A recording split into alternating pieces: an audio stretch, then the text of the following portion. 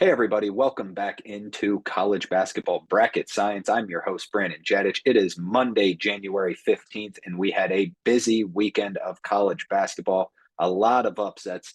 14 of the top 25 teams lost, not just to opponents, but to unranked opponents. We'll dive into all this craziness. We're going to talk about all of these results. We're going to get into a lot of Mountain West talk today, as this conference is on track to being maybe even a six-bid league. Mountain West is doing things right over there. They picked up some key wins over the weekend. We'll also talk a little bit about the new AP poll that was released just earlier today. And then we'll talk about some of those teams at the top who seem to be leaning towards some national championship territory. A lot of talk around these programs. Who's going to win it all this year? We'll talk about some of our best bets going forward for who may win the national title. Let's dive right into it, as promised, with some Mountain West talk. The only game worth noting on Friday was Boise State visiting Nevada in a tough environment at Nevada. And Boise State went in and beat them 64-56, which put a lot of people on notice that there may be six teams from the Mountain West that could make the NCAA tournament this year. Boise State now 3-0 in the Mountain West, 12-4 on the year. May not have a resume yet to being in the big dance, but this is certainly a good start with a win at Nevada. They'll certainly have a lot more chances to pick up key wins. Nevada moves to 2-1 in the Mountain West and is 15-2 on the year. Great record there. San Diego State, Colorado State, Utah State, Nevada, New Mexico, Boise State, even UNLV has kind of jumped in a little bit, as this is an elite conference right now. Let's move on to some more results, and then we'll talk about this league in a little bit. We'll talk about this conference and how well they have performed. Let's move on to Saturday, though, and talk about some of the ranked teams that lost, what everyone wants to know. Houston got beat for the second time this week. They lost at TCU 68-67. They lost to Iowa State earlier in the week. We had a podcast, talked about them a lot, and now they lost at TCU. It's not a horrible loss. TCU is a good team. They jumped into the AP poll. They're now number 19. TCU is a good team. Houston, they were the last undefeated team, and now they've lost two in a row. That's just college basketball, and that is the Big 12. TCU, now has back-to-back wins over the top 10. They beat Oklahoma earlier in the week. TCU is rolling right now. Houston falls to 1-2 in the Big 12, yet they are still favored by KenPom to win the Big 12. But TCU moves to 2-1. Good win there for the Horned Frogs. Let's keep it rolling here. Number 9, Oklahoma visited number 3, Kansas. Kansas won fairly easily, 78-66. Hunter Dickinson and Kevin McCullough, the dynamic duo, combined for 45 points for Kansas. Talked a lot about their two guard, who is going to be their shooting guard. DeJuan Harris plays the point guard. He is great. He's a great defender, great run the offense guy, but he's not a scorer. They need a guy in that two guard position. Bill Self tried out Johnny Furphy this week. He started in place of Elmarco Jackson. Both have been struggling. They played about the same minutes. Johnny Furphy scored 7 points. They need another guy if they want to be a national title contender. Let's keep moving through these quickly. Number 6, Kentucky visited Texas A&M, and this was probably the best game to watch all of Saturday. Texas A&M ended up winning the game 97-92 in overtime. Wade Taylor for Texas A&M went ballistic. He had 31 points. Tyrese Radford also went off. He had 28 points for A&M. It was tough for Kentucky. Aaron Bradshaw got into foul trouble real early. He had 4 fouls. He only ended up playing 6 minutes, couldn't make the impact that he usually does, yet Kentucky was still right there without their top big man. Kentucky falls, and they're now ranked 18th in the net, only 3-2 in the first 2 quadrants. And they have that quad 3 loss against UNC Wilmington. Now, I do believe Kentucky is one of the top 10 teams in the nation, without a doubt. The resume isn't exactly there. Everyone can kind of see what kind of talent they have. They are so incredibly talented. Their resume, they're falling in a lot of bracketologies, and it's understandable. They're not falling. They're continuously rising, but they don't have quite the resume that matches up with in the SEC, even those of maybe Tennessee. There's completely opposite resumes. But Kentucky, tough loss here. Texas A&M, great win. Texas A&M looking to get back on track. The surprising one of the night was number 8 Arizona visiting Washington State. Game you couldn't watch because it was on the Pac-12 network, unfortunately. But Washington State won the game 73-70. The second questionable loss in the Pac-12 by Arizona. Washington State they're okay. They're 11-5. They're not a bad program, but Arizona being one of the top favored teams to win the national title. This is a game they shouldn't lose. I know they lost to Stanford, but Stanford just shot the lights out in that game. This Washington State one's a little bit more. Stanford can score it. Washington State has played kind of a weak non-conference schedule, and they're just kind of hanging on. But big win there for Wazoo over number 8 Arizona.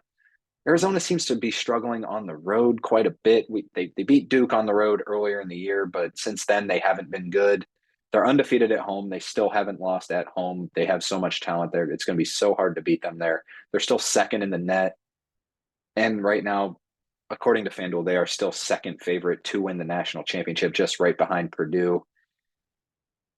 They seem to be I've compared them to UConn in the past podcast about just like last year, Arizona or UConn ran through the non-con.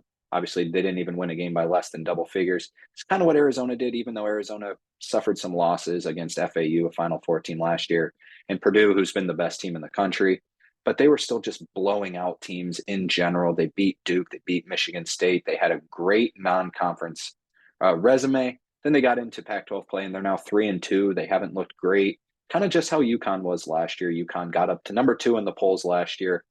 They ended up coming in 4th in the Big East, and obviously we saw how they performed in March, just dominating that tournament. I see this a lot in Arizona. I think their teams are very similar. We've compared how Donovan Clingan was 7'2" and came off the bench last year for UConn, and Arizona has Krivas coming off the bench, who is also 7'2".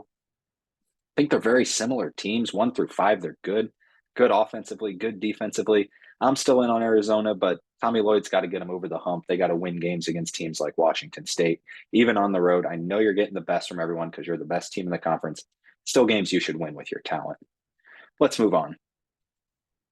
Let's talk about some of the teams that won, not some of the teams that lost. Those are some of the top 10 teams that lost, but let's move on to the other ones.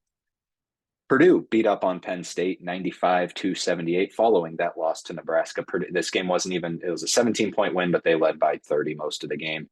Good win for Purdue. Tennessee came into Georgia, number 5 Tennessee, and they beat them 85-79, and they had a great run at the end there to end up winning this game. Believe it or not, Georgia had come in winning 10 in a row. They started off 2-3 on the year and then won 10 in a row. They came in 12-3. And Tennessee got off to a huge lead right away, and then Georgia fought back. Georgia actually led by quite a few in the second half, and then Tennessee, Dalton Knecht just took over. Dalton Knecht ended up with 36 points. He may be the frontrunner for SEC Player of the Year, according to KenPom, which I know is different than FanDuel or anything like that, but it has the SEC Player of the Year in this order. They have Jonai Broome out of Auburn, Mark Sears from Alabama, Wade Taylor from Texas A&M, who we just talked about, and then Dalton Knecht. These could go either way.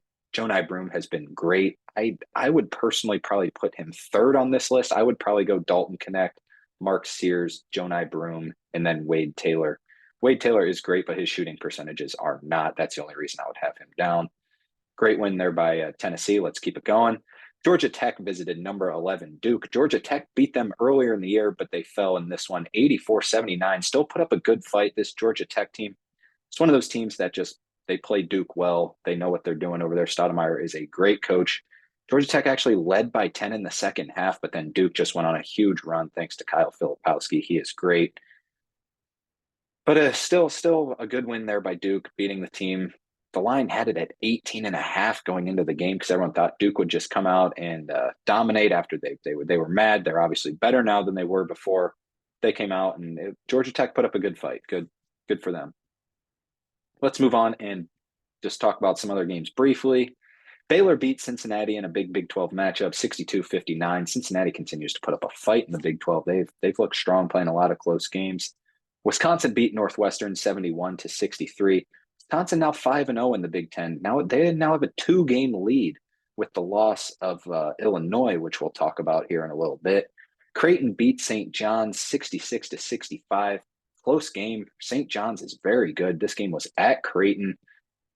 St. John's led late in the second half, but Creighton somehow pulled out a victory. That was a great game to watch. And then West Virginia beat Texas 76-73. Pick up their first their first Big 12 win of the year. I'm reading this right now. That's hard to believe. First Big 12 win of the year for West Virginia. Bob Huggins is obviously hurting them. Oklahoma State is now the only team in the Big 12 without a Big 12 conference victory. They'll have a chance. Unfortunately, it is against Kansas in, I think, tomorrow night, Tuesday night. Talk about that here in a little bit, though.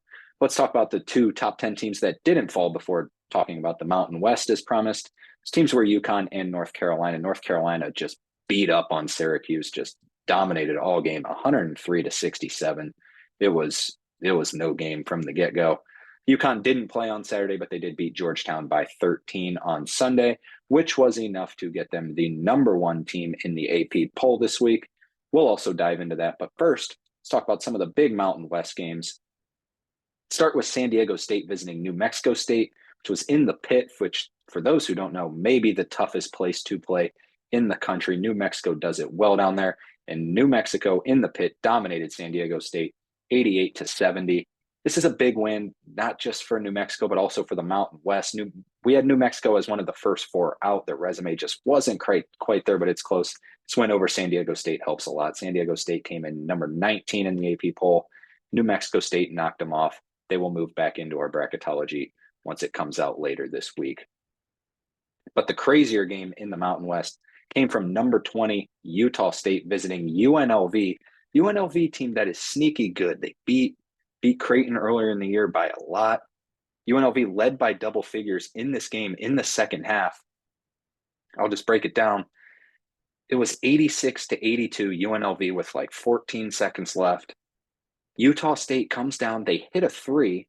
No foul on the shooter, but an off-ball foul. It was a guy running for the rebound. He kind of just tripped on another guy's foot. It's kind of a 50-50 call. I don't think it was a foul personally. They gave it to him. He made both free throws, a 5-point play to go up 87-86, and UNLV missed the game winner at the end. Tough to see them fall like that, especially when it was, it's when you just got to kind of keep the whistle in your mouth. You don't want to see a team lose like that. Utah State somehow wins that game to move to 16-1 on the year. What a start for Utah State. They are atop the Mountain West themselves. They're 4-0. Boise State is 3-0 in conference. Let's talk about just Mountain West teams ranked going forward. Who could be a team that makes a San Diego State like run last year? I'll just rate the teams 1 through 6, the notable teams. Start with San Diego State. San Diego State is number 1 overall on our list. I think they're the most talented team in the Mountain West by far. They have Jadon Ledee. Jadon Ledee was held to under double figures by New Mexico, which was strange. They still have Lamont Butler. They have a bunch of experience from that Final Four team last year. They're 14-3 on the year, 3-1 in conference play. I still think they're the best team in the conference. At second is the best record in both the conference and overall. It is Utah State. Utah State is 16-1, as we said, 4-0 in the conference. They've been great all year. They're looking to get a great seed come March. Colorado State is next. We still have them at number 3. They're 13-3, but 1-2 in the Mountain West.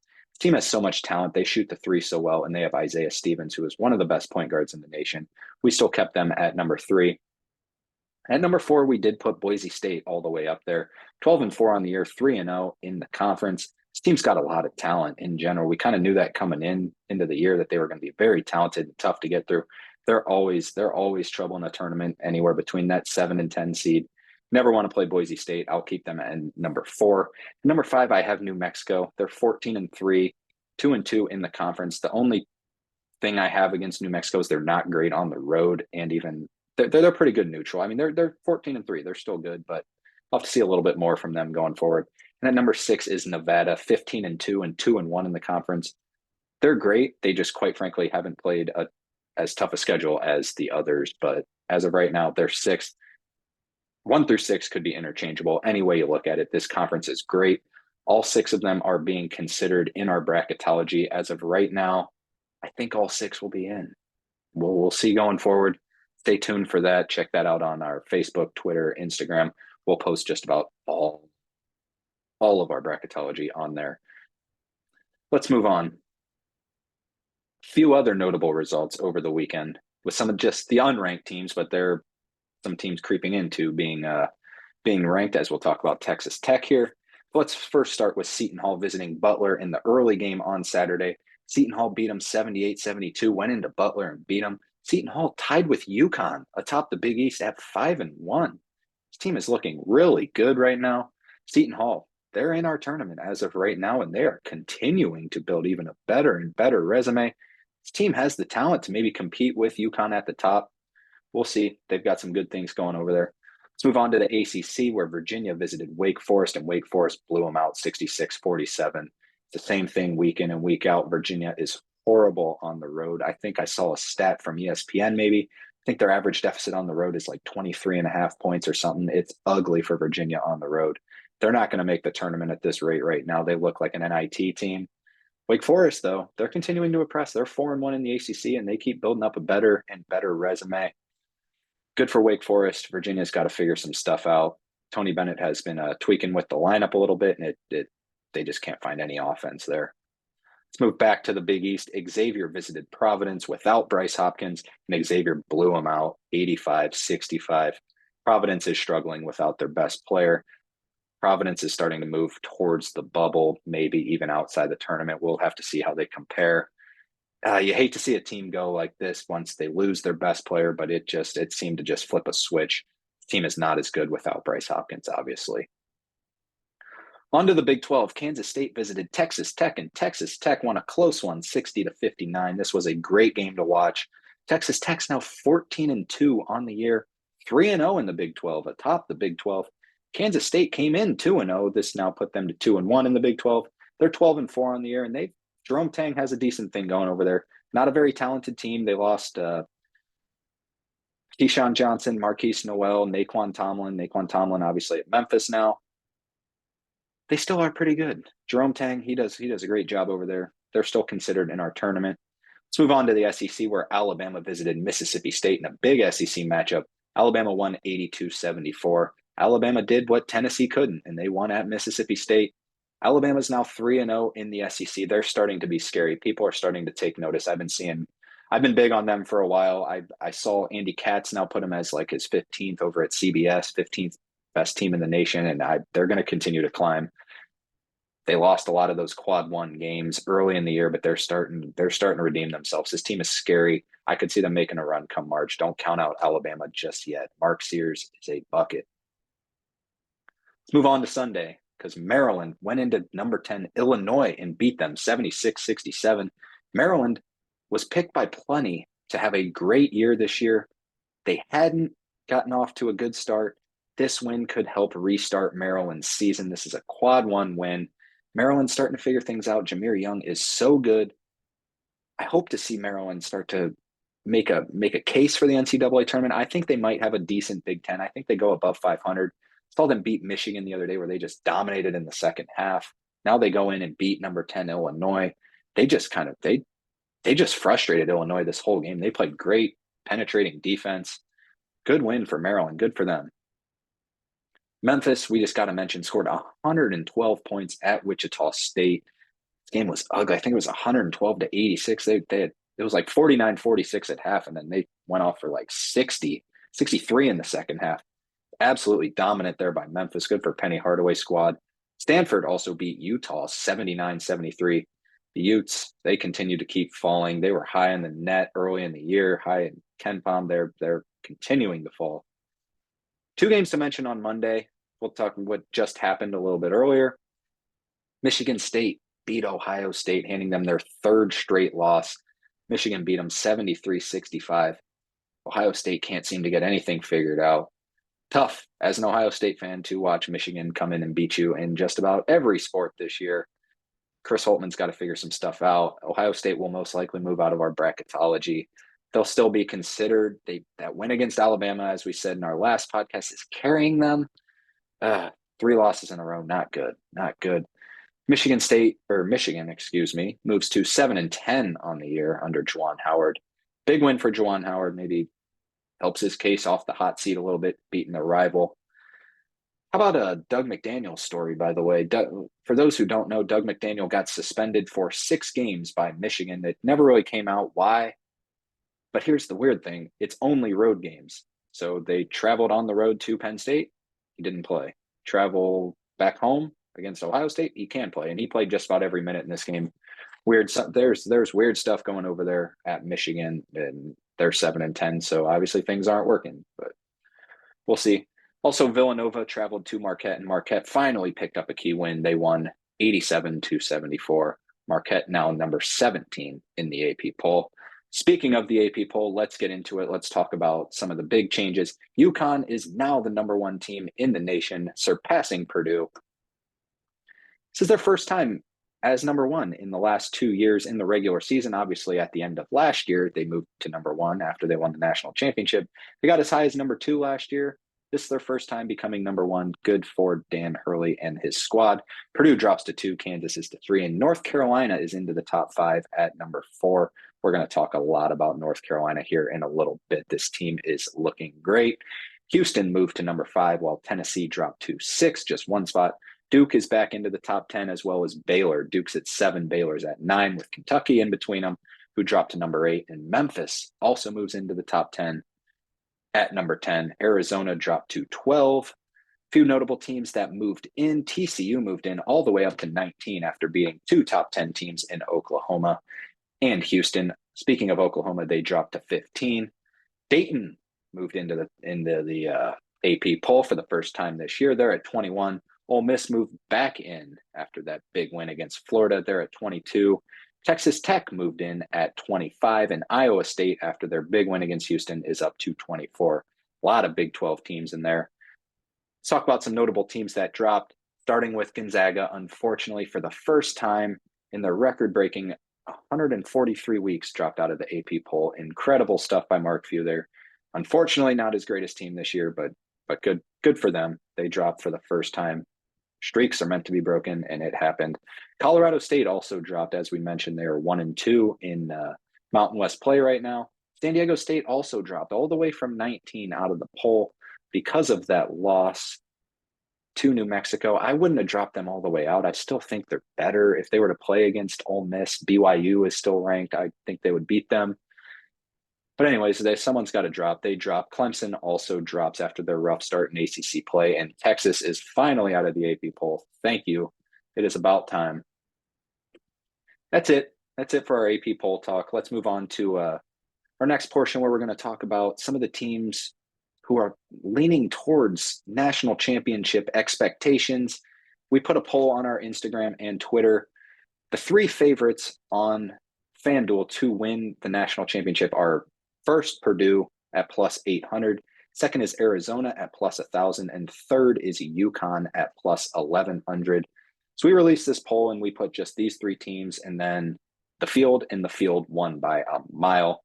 People don't really seem to like these teams, but maybe it's just because how many teams are in the field, I guess, compared to just 3, which makes sense.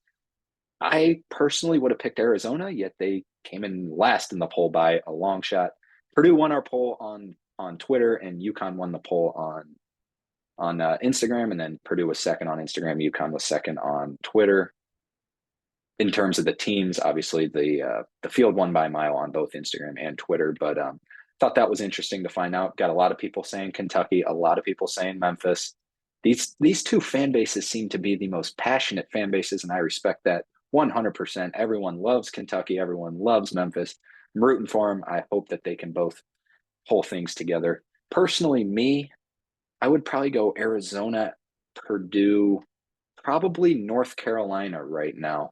North Carolina is slowly putting together a great resume, and then I'd probably go UConn after that. I think North Carolina had the best odds. They're like plus 1,600 right now. I actually got them at plus 3,000 earlier because this team just has so much talent. I've talked about them earlier about how they might be the most talented team in the country. They compare with the Arizonas, with the Purdues, even the UConns. I'm big on North Carolina. Armando Bacot's starting to play better. We saw him just outmatch PJ Hall in that Clemson North Carolina game. RJ Davis may be the ACC player of the year right now. Cormac Ryan came in and can shoot threes, and Harrison Ingram has been so incredibly important for North Carolina. He came in, transferred from Stanford, and he just turned this team around. He's kind of their go-to guy when they need a big bucket down low. As good as Bacot is, he gets a lot of his points on offensive rebounds. Harrison Ingram is one of those guys who you can feed and he can make a play on his own. So I would go Arizona, Purdue, North Carolina, then UConn. It's not what the fans think, but thanks to everyone for voting there. I thought that was a little bit fun. We're going to try and get more involved there with some we did a fan mail question or fan mail podcast couple episodes ago. If you want to go check those out, going to try and get more engaged with the people. And even I had a comment on YouTube, someone saying let's get a live show going. I would love to do that. I'm hoping to do that in the future. I just would like to get the ins and outs and learn how to do that. Not as technical as I probably should be, but we'll see how that goes going forward. That is something that will definitely be in the future, though. So thanks to everyone commenting for saying who their team is to win the national title this year. Well, it'll happen more. Let's talk about the upcoming week. What is going on this week in college basketball? We have a Sweet 16 for you where we do it at the end of every show. We preview the 16 biggest games of the week or the weekend. In this case, the week. The games are coming on Tuesday and Wednesday. There is nothing great Thursday or Friday. But Tuesday, let's start with the number 2 team in the nation, which is strange to say, Purdue visiting Indiana. This game's on Peacock. Lines are not out yet because it is tomorrow. But we'll do the KenPom lines. KenPom currently has it Purdue -11 at Indiana. Way too many points to give Indiana. Indiana has had Purdue's number. Beat them either once or twice last year. I can't remember. But give me Indiana +11 at home. That's way too much to give a team at Assembly Hall. This line will probably be more like 8.5. I'm guessing 8.5 to 9.5. Still take Indiana. I think Indiana has a good chance at home against it. Everyone wants to beat Purdue, and this is a good chance to do it. Let's move on to Florida visiting number 6 Tennessee at 7 o'clock. This game's on ESPN. KenPom currently has it Tennessee -10. Kind of a scary line here. Dalton Connect is blazing hot right now. Florida has a lot of size. Saw Florida couldn't beat Kentucky with all their size. I don't think they beat Tennessee either, but 10 points seems like a lot. I'll probably take Florida with the points, but I could see Tennessee winning this game by 15, by 20. Give me Florida +10. At 7 o'clock, newly ranked TCU visits Cincinnati. Cincinnati actually favored by 2, according to KenPom. This game's on ESPN+. I'll take Cincinnati minus this 2. I like what TCU's doing. I like what I've seen from Cincinnati. Strictly taking it because it's the home team. TCU has to go across the country, even though it's a conference game, to Cincinnati, Ohio. Give me Cincinnati -2. At 7 o'clock, Wake Forest visits NC State on the ACC network. Wake Forest currently favored by 1 at KenPom. I think North Carolina State might end up being favored in this game. I will take North Carolina State and DJ Burns, the big man from North Carolina State, plus this one and money line at home. At 8 o'clock, number 9 Baylor visits Kansas State, also on ESPN+. You'll notice a lot of these Big 12 games on ESPN+. This league is so deep, there's no way for ESPN to cover all of them. But Baylor is favored by 3 at KenPom right now. I will take Kansas State at home +3 against Baylor. I think Baylor's a little bit overrated, honestly. Jerome Tang, not going to bet against him at home. Give me Kansas State +3. Don't know if they win. I think they cover 3. At 8:30, St. John's visits Seton Hall on FS1. St. John's favored by 1 in this game at Seton Hall. Seton Hall is top of the Big East, as we said, with UConn at 5-1. St. John's is 4-2 coming in. I think St. John's is the better team, but I think Seton Hall takes care of it at home. Seton Hall, that fan base has got to be going crazy over there. They have a team this year. They have a team that should be in the Big Dance. I'll take Seton Hall on the money line in this game. At 9 o'clock, number 3 Kansas visits Oklahoma State. This game's on ESPN. KenPom currently has it Kansas -7. As we said, Oklahoma State does not have a Big 12 win yet. They have to face a number 3 team in the nation. I'm calling it. I'm giving Oklahoma State an upset in this one. I think Oklahoma State somehow they have too much talent. I think they definitely cover the 7. I might take them to win this game. Might come back to bite me. Kansas might win this game by 20. Take Oklahoma State. I think Oklahoma State pulls off the upset. At 9 o'clock, the only ranked on ranked matchup we have on Tuesday, number 24 Iowa State visits number 20 BYU. BYU favored by 4 in this game. This game is on ESPN+. I'm not impressed with BYU. The computers love BYU. I personally I have them ranked barely. I think I have them at 29th, which I guess wouldn't be ranked in top 25, but I rank 32. I'll take Iowa State plus the 4. I think Iowa State's rolling right now. BYU has I don't know. I just have that gut feeling about BYU. I don't think they're that good. Give me Iowa State plus 4. Also at 9 o'clock, we have Texas A&M visiting Arkansas on the SEC network. Texas A&M favored by 2 by KenPom, and I will take Texas A&M minus 2, even though their struggles have been on the road. Arkansas has given up. It seems they are horrible. They just got smacked by Florida. Give me Texas A&M and Wade Taylor minus 2. Finally, out of the Mountain West, who we've talked about a ton, at 10:30, number 16 Utah State visits New Mexico. New Mexico favored by 3. This game's on FS1. We talked about the Pit. The Pit is no easy place to play. Give me New Mexico minus 3. Give me New Mexico minus 10. I think they blow out Utah State in this game. That's it for Tuesday. Let's move on to Wednesday. Just a couple more games here. Number 18 Creighton visits number 1 UConn at 7 o'clock on Fox Sports 1. What a game. First time being ranked number 1 the past 2 years, and you got to do it against number 18 Creighton, who is rolling right now with all their talent. UConn favored by 5. Ooh, it's a scary line right there. Give me UConn minus the 5. I think at home, that's the only reason I'll take it. Anywhere between 4.5 to 7.5 to me are all very scary numbers because you play the foul shot game, but then who knows how it goes down the stretch.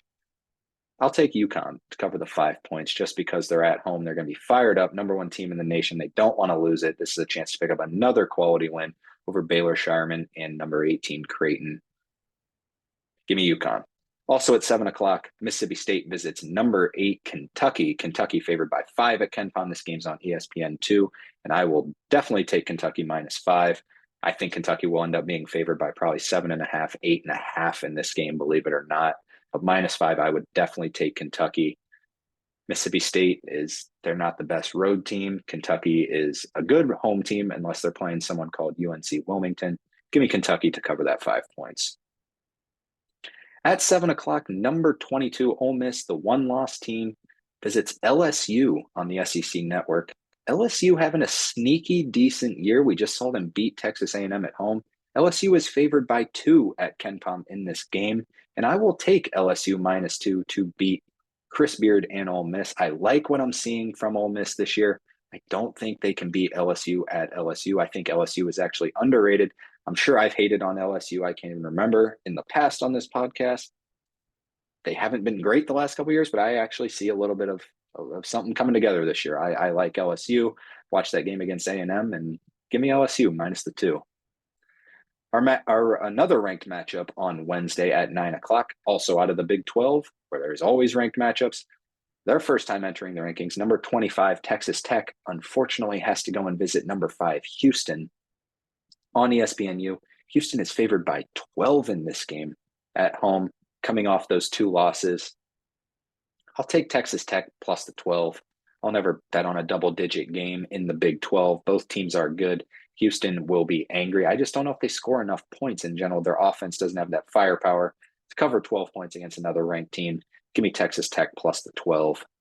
At 10 o'clock, Bronny James and USC visit number 12 Arizona on ESPN. Arizona favored by 16 at KenPom. And this is without including that Isaiah Collier, the future lottery pick from USC, is out 4 to 6 weeks with a hand injury. Give me Arizona minus 16. It seems like so many points. USC is 8-9 on the year. Yikes. Arizona is number 12 in the nation right now from the AP poll, and they just dominate at home. As we said, they're undefeated at home. I think they win this game by 20 plus. This is one of those games I could see it at halftime being like 55 to 15, something stupid like that. Give me Arizona minus 16. And finally, the last one, what better way to finish it than out of the Mountain West, Nevada at San Diego State at 11 o'clock. San Diego State favored by 5. Games on the CBS Sports Network. And give me San Diego State minus 5. I'm rolling with Jadon Ledee. I'm rolling with Lamont Butler. I think they get this job done. That is our Sweet 16. We'll obviously post these games everywhere. Once the lines release on FanDuel and DraftKings, we'll post those on our Instagram, on our Twitter, on our Facebook. Be sure to follow us on Instagram and Twitter and Facebook. Our Instagram and Twitter is at Bracket Science with 2 S's. Our Facebook is just Bracket Science, 2 words. We'll post our bracketology on there first. Everyone wants to see where their team stacks up against the rest of the field, where they'll be seated, what our bubble talk is. We'll post everything on there. Please give us a follow on there. Please give us a like and follow on, or subscription, whichever you're listening or watching on. Subscribe on YouTube, give us a like, comment your feelings, let us know what you think. As we said, we're going to start doing live shows. Let us know if you think that's a good idea and if you would be in attendance for those live shows. We'd love to interact with the audience a little bit more. I'm also looking to get someone else involved in the podcast. Someone come join the show, come talk, come discuss, come argue, whatever you want to do. Let me know if you have any questions about that. Our DMs are always open on Instagram, Twitter, even on Facebook. We check our Messenger app all the time. Thanks again for listening. Again, please like and subscribe. Trying to grow this even more. We appreciate all of our listeners.